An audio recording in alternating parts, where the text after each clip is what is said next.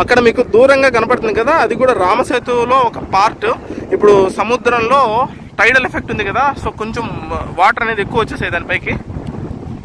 ఇప్పుడు మనం చూస్తున్నాం కదా, ఇదంతా కూడా బే ఆఫ్ బెంగాల్. ఇది రామసేతుకి లెఫ్ట్ సైడ్ ఉన్నటువంటి సముద్రం పేరు బే ఆఫ్ బెంగాల్. నేను మీకు చాలాసార్లు చెప్పాను.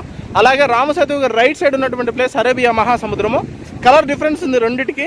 ఇది కొంచెం లైట్ బ్లూలో ఉంది కలర్ వాటర్, అది కొంచెం బాగా బ్రైట్ గ్రీన్లో ఉంది, సీ గ్రీన్. సో అటు సైడ్ వెళ్ళి ఇప్పుడు అరేబియా మహాసముద్రాన్ని కూడా చూద్దాం.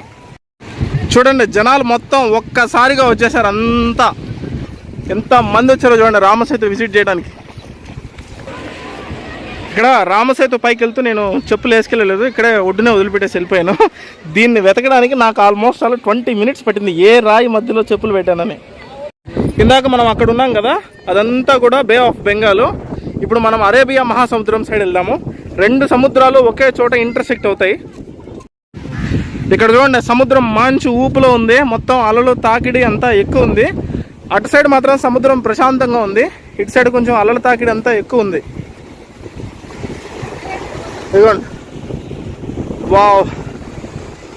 ఇక్కడ చూస్తున్నారు కదా, అరేబియా మహాసముద్రం ఇలా వచ్చి ఇక్కడ కలుస్తుంది, అండ్ అటు సైడ్ ఉన్నటువంటి బే ఆఫ్ బెంగాల్ ఇలా వచ్చి ఇక్కడ కలుస్తుంది. సో ఈ రెండు సముద్రాలు ఇలా ఇంటర్సెక్ట్ అయ్యే ఈ ప్లేస్లో రామసేతు నిర్మాణం అయితే జరిగింది. చూడండి ఎంత మార్వెల్ ఇంజనీరింగో ఆ రోజుల్లో, అద్భుతంగా ఉంది. అసలు కళ్ళతో చూస్తున్నంతసేపు చూడాలనిపిస్తుంది. ఫైనల్గా మనం రామసేతుకు బాయ్ చెప్పాల్సిన టైం అయితే వచ్చింది. ఇక్కడ నుంచి దగ్గరలో ధనుష్కోడి రైల్వే స్టేషన్ ఉంది. 1964లో ఇక్కడ ఒక పెద్ద సైక్లోన్ వచ్చి ఆ ప్లేస్ మొత్తం వ్యానిష్ అయిపోయింది, ట్రైన్ కూడా కొట్టుకుపోయింది. సో అలాంటి ప్లేస్కి వెళ్ళిపోతున్నాం ఇప్పుడు. అది చాలా బాధాకరమైనటువంటి ప్లేస్. సో నెక్స్ట్ వీడియో అదే, తప్పకుండా చూడండి. సో దీనికైతే కంటిన్యూషన్ ఉంటుంది, ఎందుకంటే అది లాంగ్ అవుతుంది కాబట్టి ఆ ప్లేస్కి వెళ్తున్నాం. ఇక్కడ నుంచి జస్ట్ అప్రాక్సిమేట్గా 3 to 4 kilometers అంతే.